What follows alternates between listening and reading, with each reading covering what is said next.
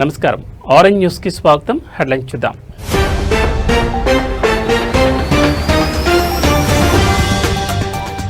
కుప్పం నియోజకవర్గానికి చేరిన కృష్ణమ్మ జలహారతిచ్చిన సీఎం చంద్రబాబు.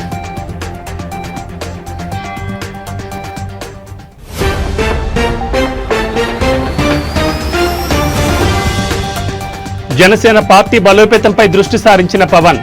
విశాఖ వేదికగా సేనతో సేనాని కార్యక్రమం.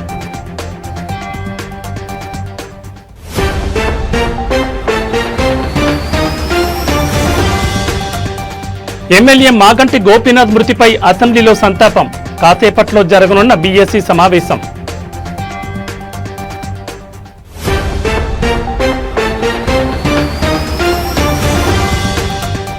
అగ్ర నిర్మాత అల్లు అరవింద్ ఇంట తీవ్ర విషాదం. అల్లు అరవింద్ తల్లి కనకరత్నమ్మ కన్నుమూత.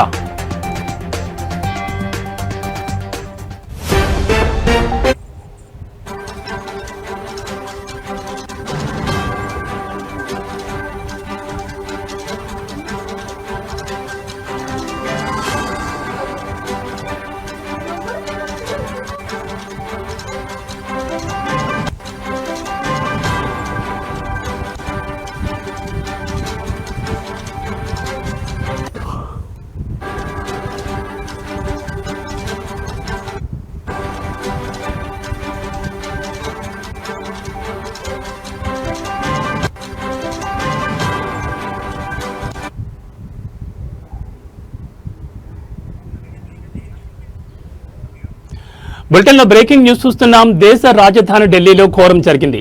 ప్రసాదం వివాదం కారణంగా ఒకరు హత్యకు గురయ్యారు. కొందరు వ్యక్తులు ఆలయ సేవకుని అత్యంత దారుణంగా కర్రలతో కొట్టి చంపేశారు. ఇందుకు సంబంధించిన దృశ్యాలు సీసీటీవీలో రికార్డ్ అయ్యాయి. ప్రస్తుతం ఈ వీడియో వైరల్గా మారింది.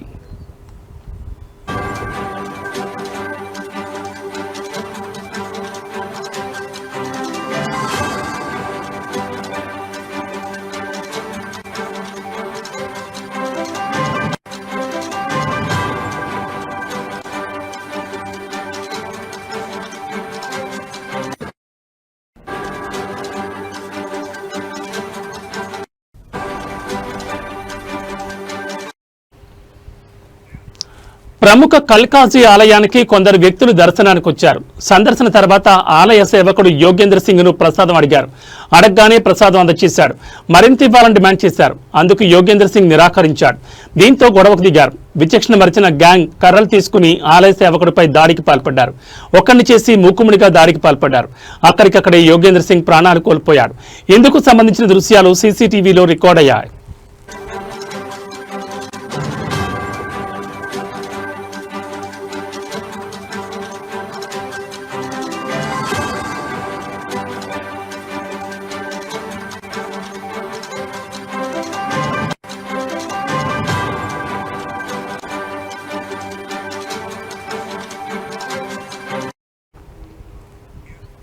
బాధితుడు ఉత్తరప్రదేశ్లోని హార్దోయ్ జిల్లాలోని ఫట్టేపూర్ గ్రామానికి చెందిన ప్రాంతానికి చెందిన యోగేంద్ర సింగ్ గా పోలీసులు గుర్తించారు.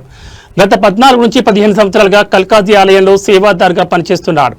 భక్తులకు ఆచారాలు, నైవేద్యాల విషయంలో సహాయం చేస్తూ ఉంటాడు. కానీ కొందరు దుండగులు ఆ కారణంగా కొట్టి చంపేశారు. పోలీసులు కేసు నమోదు చేసి నిందితుల కోసం గాలిస్తున్నారు. స్థానికులు బాధితుల్ని ఆసుపత్రికి తీసుకెళ్లినా ప్రయోజనం లేకుండా పోయింది. అప్పటికే మరణించినట్లుగా వైద్యులు ధృవీకరించారు.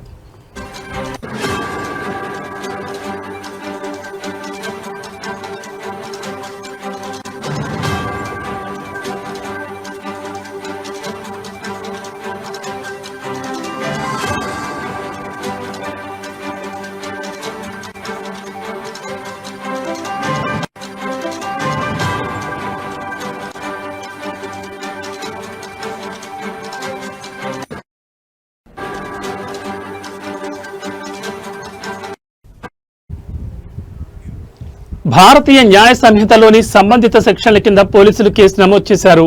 నిందితుల కోసం గాలిస్తున్నారు. దక్షిణపురి నివాసి అయిన 30 ఏళ్ల అతుల్ పాండే అనే నిందితుని స్థానికులు పట్టుకుని పోలీసులకు అప్పగించారు. మిగిలిన నిందితుల కోసం గాలిస్తున్నట్లు పోలీసులు పేర్కొన్నారు.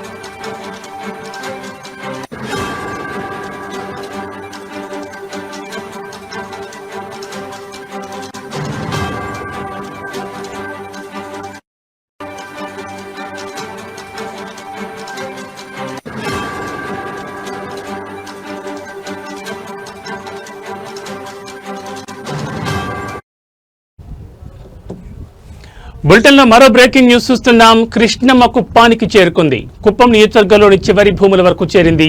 దీంతో కుప్పం బ్రాంచ్ కెనాల్ వద్ద కృష్ణమ్మకు జలహారతిచ్చారు ఆంధ్రప్రదేశ్ ముఖ్యమంత్రి నారా చంద్రబాబు నాయుడు. హంద్రీనీవా కాల్వల విస్తరణ పనుల ద్వారా కుప్పం చివరి భూములకు చేరాయి కృష్ణా జలాలు. ఏకంగా శ్రీశైలం నుంచి 738 కిలోమీటర్లు ప్రయాణించి కుప్పంలో బీడు భూములను తడుపుతోంది కృష్ణానది. పంచె కట్టుకుని సంప్రదాయ పద్ధతిలో కృష్ణమ్మకు జలహారతి కార్యక్రమంలో పాల్గొన్నారు సీఎం చంద్రబాబు. వేద మంత్రోచ్చారణల మధ్య కృష్ణమ్మకు పసుపు కుంకుమ సమర్పించి జలహారతిచ్చారు. ఈ జలహారతి కార్యక్రమంలో మంత్రి నిమ్మల రామానాయుడు, ఎమ్మెల్సీ కంచెల శ్రీకాంత్, కుప్పం స్థానిక టీడీపీ నేతలు, ప్రజలు పాల్గొన్నారు. తమ నియోజకవర్గానికి కృష్ణా జలాలు రావడంపై సంతోషాన్ని వ్యక్తం చేస్తూ జై చంద్రబాబు, జై చంద్రబాబు అంటూ పెద్ద ఎత్తున నినాదాలు చేశారు కుప్పం ప్రజలు.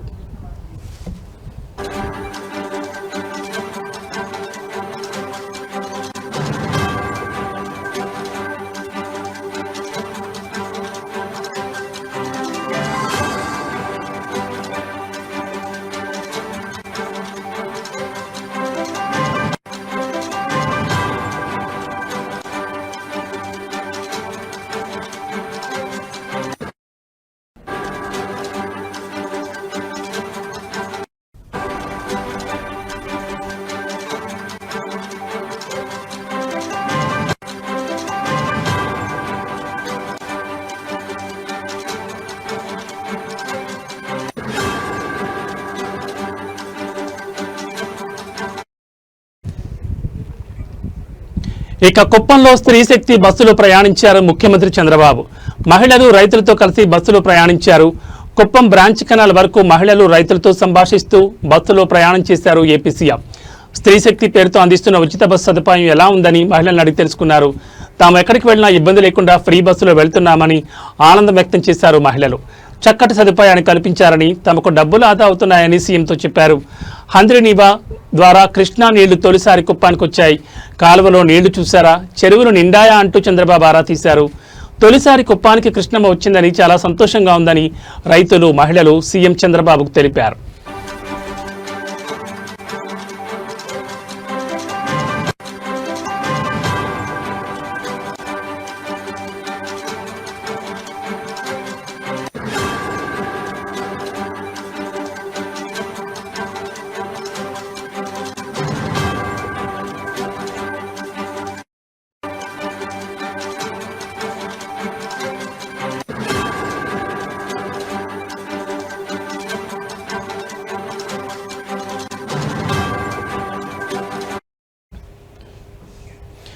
కృష్ణమ్మ కుప్పానికి చేరుకుంది. కుప్పం నియోజకవర్గంలోని చివరి భూముల వరకు చేరింది. దీంతో కుప్పం బ్రాంచ్ కెనాల్ వద్ద కృష్ణమ్మకు జలహారతిచ్చారు ఏపీ ముఖ్యమంత్రి నారా చంద్రబాబు నాయుడు. హంద్రీనీవా కాల్వల విస్తరణ పనుల ద్వారా కుప్పం చివరి భూములకు చేరాయి కృష్ణా జలాలు. ఏకంగా శ్రీశైలం నుంచి 738 కిలోమీటర్లు ప్రయాణించి కుప్పంలో బీడి భూములను తడుపుతోంది కృష్ణమ్మ. పంచె కట్టుకుని సంప్రదాయ పద్ధతిలో కృష్ణమ్మకు జలహారతి కార్యక్రమంలో పాల్గొన్నారు సీఎం చంద్రబాబు.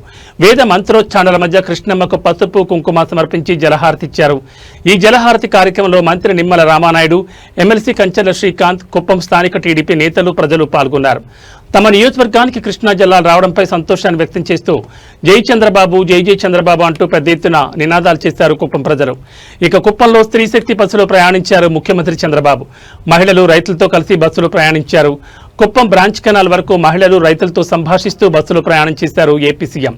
స్త్రీ శక్తి పేరుతో అందిస్తున్న ఉచిత బస్సు సదుపాయం ఎలా ఉందని మహిళలను అడిగి తెలుసుకున్నారు. తాము ఎక్కడికి వెళ్లినా ఇబ్బంది లేకుండా ఫ్రీ బస్సులో వెళ్తున్నామని ఆనందం వ్యక్తం చేశారు మహిళలు. చక్కటి సదుపాయాన్ని కల్పించారని, తమకు డబ్బులు ఆదా అవుతున్నాయని సీఎంతో చెప్పారు. హంద్రీనీవా ద్వారా కృష్ణా నీళ్లు తొలిసారి కుప్పానికి వచ్చాయి. కాలువలో నీళ్లు చూశారా, చెరువులు నిండాయా అంటూ చంద్రబాబు ఆరా తీశారు. తొలిసారి కుప్పానికి కృష్ణమ్మ వచ్చిందని చాలా సంతోషంగా ఉందని రైతులు, మహిళలు సీఎం చంద్రబాబుకు తెలిపారు.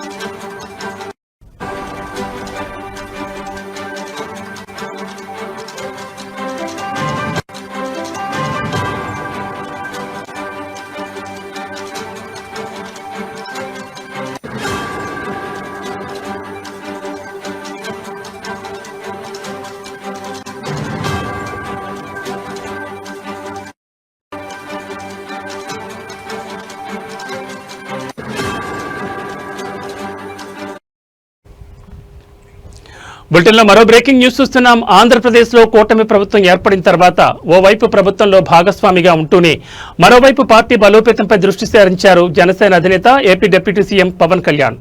అందులో భాగంగా విశాఖ వేదికగా సేనతో సేనాని కార్యక్రమం నిర్వహిస్తున్నారు. 2 రోజుల పాటు సాగిన ఈ సమావేశాలు ఇవాళ బహిరంగ సభతో ముగియనున్నాయి. సేనతో సేనాని సభకు 2 తెలుగు రాష్ట్రాల నుంచి క్రియాశీలక కార్యకర్తలు హాజరు కానున్నారు. విశాఖ ఇందిరా ప్రియదర్శిని మైదానంలో సభా ప్రాంగణం కానుండగా సాయంత్రం 6 గంటలకు పవన్ కళ్యాణ్ ప్రసంగించనున్నారు. సభా వేదికకు అల్లూరు సీతారామరాజు ప్రాంగణంగా నామకరణం చేసింది జనసేన.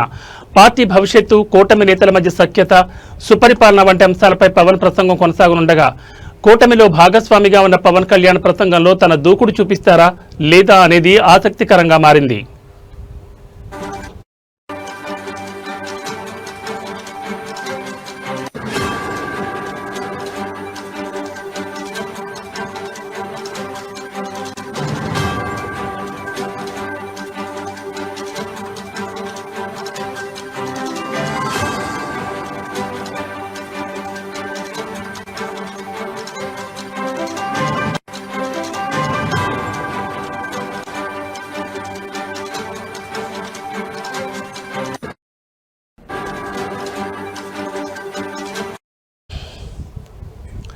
ఇక విశాఖలో 2వ రోజు సేనతో సేనాని కార్యక్రమంలో జన సైనికులు, వీర మహిళలతో భేటీ అయిన పవన్ పార్టీ అభివృద్ధి, రాజకీయ ప్రయాణం, వ్యక్తిగత అనుభవాల గురించి క్లియర్గా మాట్లాడారు. గత ప్రభుత్వం డబ్బులు పోగేసుకుంటే నేను మాటలు పోగేసుకుంటున్నానంటూ మొదలుపెట్టిన పవన్ కళ్యాణ్ జనసేన భావజాలమే తనను, కార్యకర్తలను ఒకే దగ్గరకు తెచ్చిందని అన్నారు. ఉద్దానం సమస్య తన దృష్టికి వచ్చిన తర్వాత అది కేవలం రాజకీయ సమస్య కాదు, సోషియో పొలిటికల్ కమిట్మెంట్తోనే పరిష్కారం సాధ్యమవుతుందని స్పష్టం చేశారు. సినిమా ద్వారా ప్రజలకు చేరువైన తనకు పార్టీ ఆవిర్భావం రోజుల్లో జనం తాకిడి ఫంక్షన్లా ఉండేదని గుర్తు చేసుకున్నారు. జనం మీద పడిపోవడం నాకు అడ్డంగా మారిందన్నారు. కానీ భావజాలం కోసం మీరు చేసిన త్యాగం వ్యక్తిగతం కాదు, పార్టీ కోసం చేసిన సమర్పణని పవన్ వ్యాఖ్యానించారు.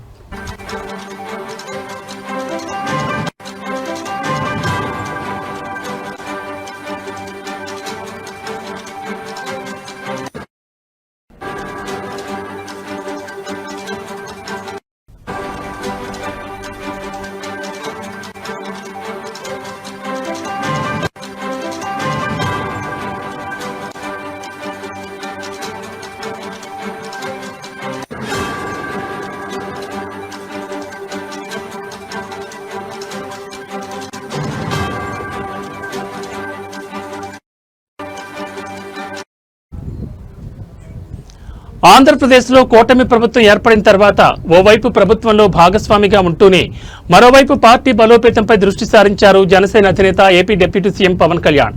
అందులో భాగంగా విశాఖ వేదికగా సేనతో సేనాని కార్యక్రమం నిర్వహిస్తున్నారు. 2 రోజుల పాటు సాగిన ఈ సమావేశాలు ఇవాళ బహిరంగ సభతో ముగియనున్నాయి. సేనతో సేనాని సభకు 2 తెలుగు రాష్ట్రాల నుంచి క్రియాశీలక కార్యకర్తలు హాజరు కానున్నారు. విశాఖ ఇందిరా ప్రియదర్శిని మైదానంలో సభ ప్రారంభం కానుండగా సాయంత్రం 6 గంటలకు పవన్ కళ్యాణ్ ప్రసంగించనున్నారు. సభా వేదికకు అల్లూరు సీతారామరాజు ప్రాంగణంగా నామకరణం చేసింది జనసేన. పార్టీ భవిష్యత్తు, కూటమి నేతల మధ్య సఖ్యత, సుపరిపాలన వంటి అంశాలపై పవన్ ప్రసంగం కొనసాగనుండగా కూటమిలో భాగస్వామిగా ఉన్న పవన్ కళ్యాణ్ ప్రసంగంలో తన దూకుడు చూపిస్తారా లేదా అనేది ఆసక్తికరంగా మారింది. ఇక విశాఖలో 2వ రోజు సేనతో సేనాని కార్యక్రమంలో జన సైనికులు, వీర మహిళలతో భేటీ అయిన పవన్ పార్టీ అభివృద్ధి, రాజకీయ ప్రయాణం, వ్యక్తిగత అనుభవాల గురించి క్లియర్గా మాట్లాడారు. గత ప్రభుత్వం డబ్బులు పోగేసుకుంటే నేను మాటలు పోగేసుకుంటున్నాను అంటూ మొదలుపెట్టిన పవన్ కళ్యాణ్ జనసేన భావజాలమే తనను, కార్యకర్తలను ఒకే దగ్గరకు తెచ్చిందని అన్నారు. ఉద్దానం సమస్య తన దృష్టికి వచ్చిన తర్వాత అది కేవలం రాజకీయ సమస్య కాదు, సోషియో పొలిటికల్ కమిట్మెంట్తోనే పరిష్కారం సాధ్యమవుతుందని స్పష్టం చేశారు. సినిమా ద్వారా ప్రజలకు చేరువైన తనకు పార్టీ ఆవిర్భావం రోజుల్లో జనం తాకిడి ఫంక్షన్లా ఉండేదని గుర్తు చేసుకున్నారు. జనం మీద పడిపోవడం నాకు అడ్డంకిగా మారిందన్నారు. కానీ భావజాలం కోసం మీరు చేసిన త్యాగం వ్యక్తిగతం కాదు, పార్టీ కోసం చేసిన సమర్పణని పవన్ వ్యాఖ్యానించారు.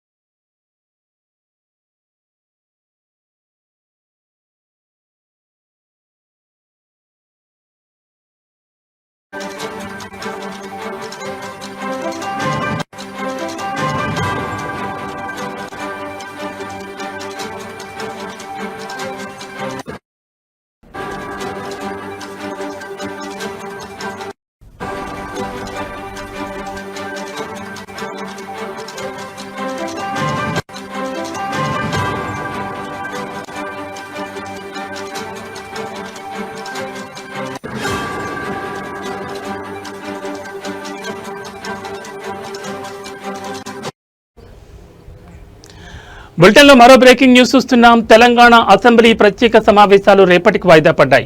రేపు ఉదయం 9 గంటలకు అసెంబ్లీ ప్రారంభమవుతుంది. కాళేశ్వరం ప్రాజెక్టు అవకతవకలపై ఘోష్ కమిటీ ఇచ్చిన నివేదికపై అసెంబ్లీలో చర్చించబోతున్నారు. ఈ చర్చ ఆధారంగా ఎలాంటి చర్యలు తీసుకోవాలనే దానిపై ప్రభుత్వం నిర్ణయించనుంది.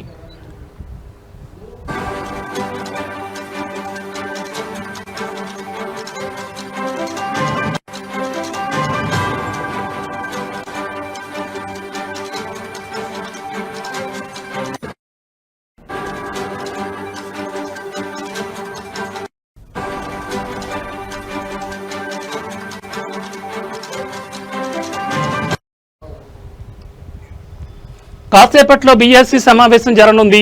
ఈ సమావేశంలో అసెంబ్లీ సమావేశాలను ఎన్ని రోజులు నిర్వహించాలి, ఏ అంశాలపై చర్చించాలనే దానిపై నిర్ణయం తీసుకోనున్నారు. శాసనమండలి కూడా రేపటికి వాయిదా పడింది. మరోవైపు బీఆర్ఎస్ ఎమ్మెల్యే మాగంటి గోపీనాథ్ మృతిపై అసెంబ్లీలో సంతాపం ప్రకటించారు.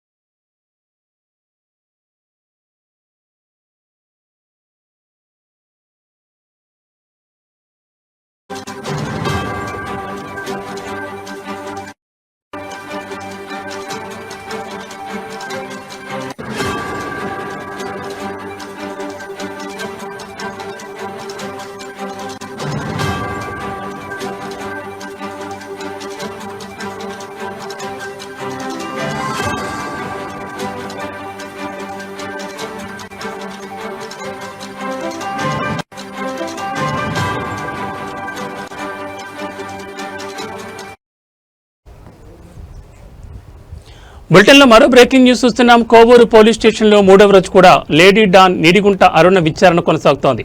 ఈ ఉదయం అరుణను కోవూరు పోలీస్ స్టేషన్కి తీసుకొచ్చారు. ఆ సమయంలో అరుణ మీడియాతో మాట్లాడేందుకు ప్రయత్నించింది. కెమెరాలు పెడతారు కానీ నన్ను మాట్లాడిస్తే కదా అంటూ ఏదో చెప్తుండగానే పోలీసులు ఆమెను స్టేషన్ లోపలికి తీసుకెళ్లారు. అరుణను అడిషనల్ ఎస్పీ సౌజన్య, ఒంగోలు టౌన్ డీఎస్పీ రాయపాటి శ్రీనివాసరావు విచారించారు. ఇప్పటికే గత 3 రోజులుగా అరుణను పోలీసులు చాలా ప్రశ్నలు వేస్తారని తెలుస్తోంది. కూటమి ప్రభుత్వం కఠినంగా ఉన్న పోలీసులు కేసులు పెడుతున్నా డోంట్ కేర్ అనే లెవెల్లోని కిలాడి అరుణ ఉండడం చూసి బాధితులు అబే పోలీసులు రౌడీలను ఏమీ చేయలేరులే అని కామెంట్ చేస్తున్నారు.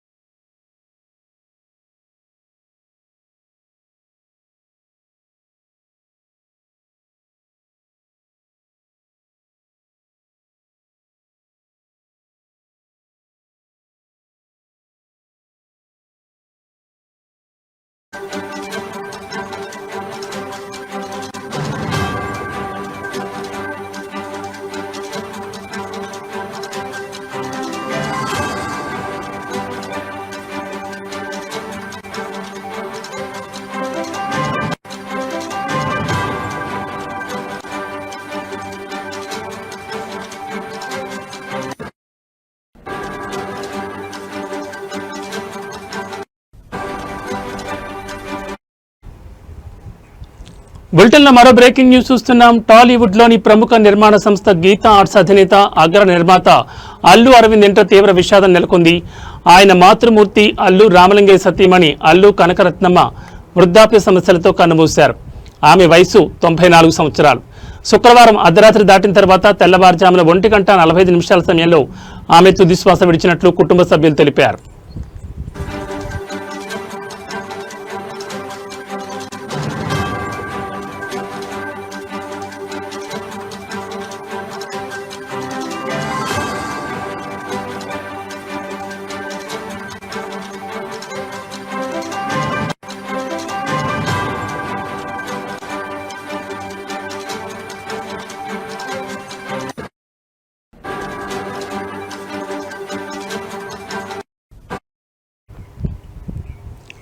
ఈ రోజు ఉదయం 9 గంటలకు ఆమె పార్థివ దేహాన్ని అల్లు అరవింద్ నివాసానికి తీసుకొచ్చారు. మధ్యాహ్నం హైదరాబాద్లోని కోకాపేటలో కనకరత్నం అంత్యక్రియలు నిర్వహించనున్నారు. ఈ నేపథ్యంలో షూటింగ్ల నిమిత్తం వేర్వేరు నగరాల్లో ఉన్న కుటుంబ సభ్యులు హైదరాబాద్కు పయనమయ్యారు. స్టైలిష్ స్టార్ అల్లు అర్జున్ ముంబై నుంచి, గ్లోబల్ స్టార్ రామ్ చరణ్ మైసూర్ నుంచి మధ్యాహ్నానికి నగరానికి చేరుకున్నారు.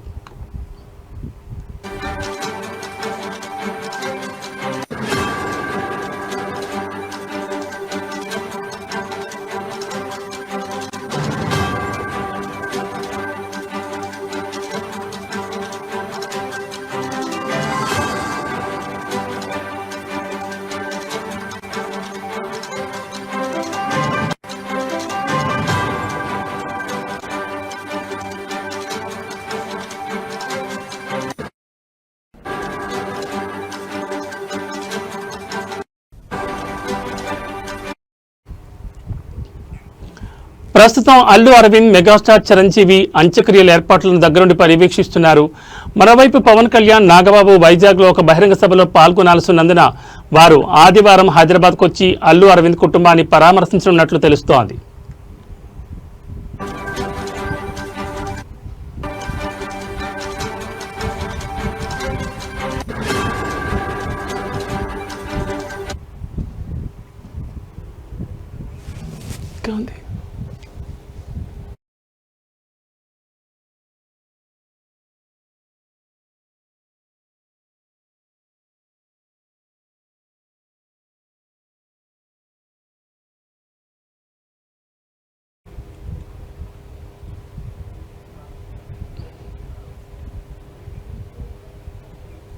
ఇవి బులెటిన్ విశేషాలు. మరో బులెటిన్లో మళ్ళీ కలుసుకుందాం. నమస్కారం.